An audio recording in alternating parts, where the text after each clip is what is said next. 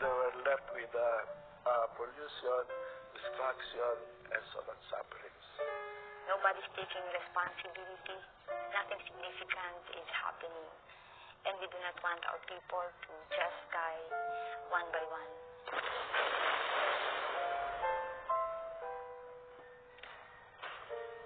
Every day, the Earth's crust is probed and detonated at more than 20,000 mines around the world. Each year, billions of tons of minerals are extracted to provide the building blocks of modern life.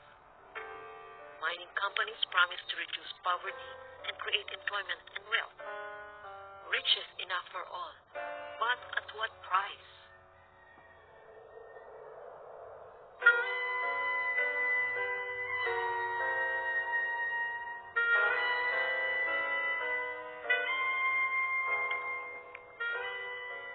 Marinduque Island in the Philippines was always an island of natural riches. The people enjoyed good health and supplied their own needs from abundant plantations. They fished from the clear waters of local bays and rivers. But an agreement in 1964 was to change the lives of tens of thousands of Marinduqueños. Philippine President Marcos formed a partnership with Canadian mining company Placer. They will construct a new copper mine on Marinduque Island. It will be called Marcopper.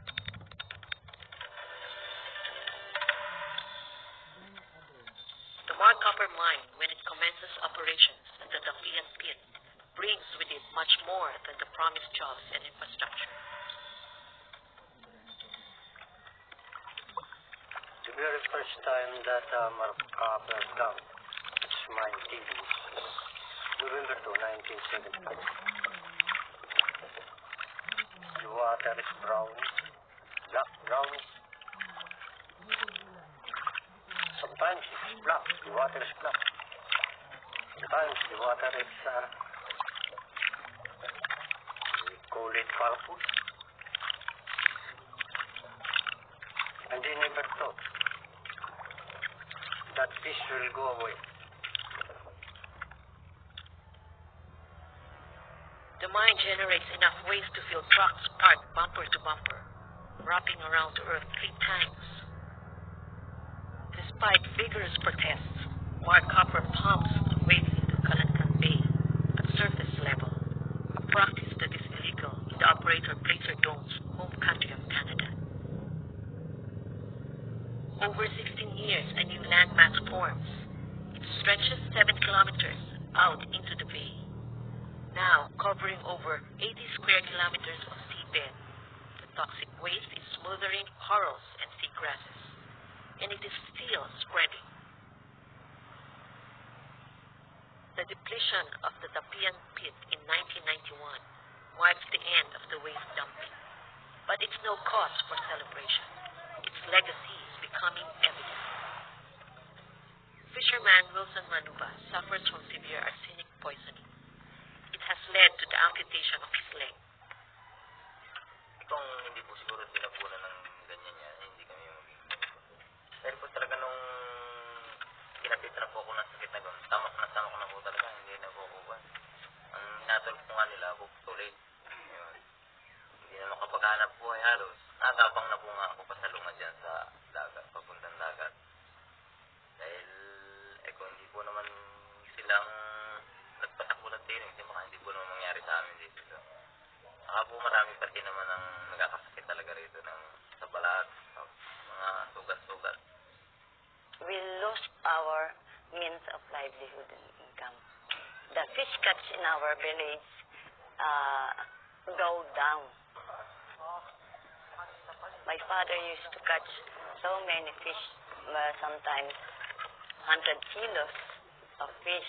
But during the spewing of the mine tailings in our bay, sometimes we cannot even catch for our daily needs.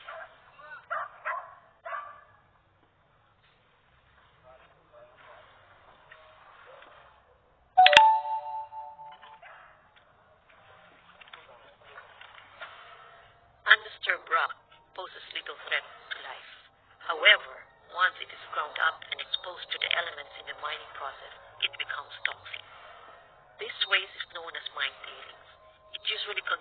levels of naturally occurring heavy metals such as lead, mercury, arsenic, zinc, and cadmium. Tailings can also contain dangerous chemicals such as cyanide, added to help extract precious metals. The mine tailings are affecting the people, but what will we do? We are living here, we are breathing the polluted air, and we have no other places to go. Despite the known risks of heavy metal contamination from mine tailings, the first health assessment of people in Calancan Bay area does not happen until years later. I'd like to point out the 4 barangays that has been affected mostly by the heavy metals in Santa Cruz, Marinduque. These are Camandugan, Lusok, Ipil, and Butilao. And in this area, we have found out that most of the children and some adults have a high heavy metals toxicity compared to the rest of the barangays of Santa Cruz, Marinduque. Actually, it was in 1996 when we found out that most people living in barangays along Calancan Bay keep on coming to the municipal health office, and they are complaining of abdominal pain, anemia, skin diseases, headache, and dizziness. We found out the cause of death mostly were due to aplastic anemia, leukemia, and other cancer-related diseases in the 4 barangays compared to other barangays of the municipality. So with that reason, we are contemplating on what would be the reason why there is a presence of these illnesses. In 1998, 59 children are tested for heavy metal poisoning. All 59 are found to have unacceptably high levels of lead. Many are also suffering from mercury, arsenic, and copper poisoning. After the poor findings, President Fidel Ramos declares the villages of Calancan Bay to be in a state of calamity for health reasons. The Figuera family is one of those affected by heavy metal poisoning.